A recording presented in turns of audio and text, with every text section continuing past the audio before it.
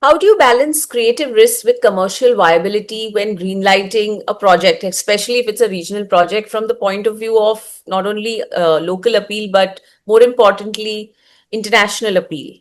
Considering streaming Um, platforms today are, Netflix, for example, streams in 190 countries. So, Correct.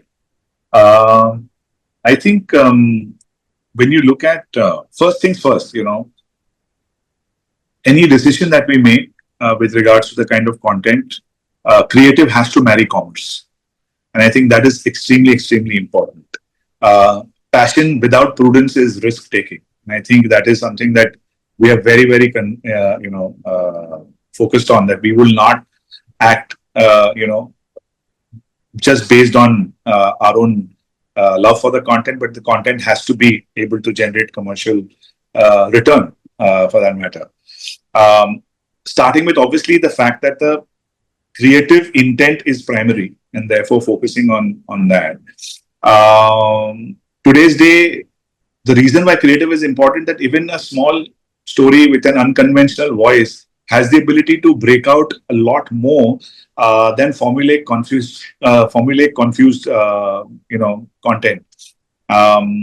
What we do at Movieverse is that we assess every project across three dimensions. One is the emotional universality of it, right?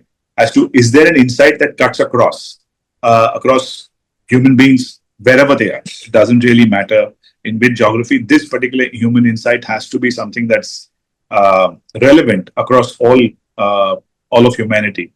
What is the market relevance? Who are we making it for? Right, and that is something that is really, really important.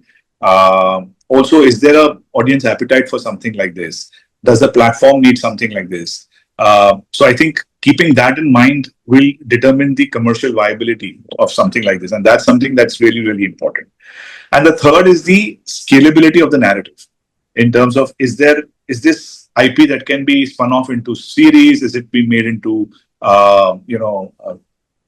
comic books? Is there any other way that this IP can merchandise? What is the way this narrative or this IP can be made scalable?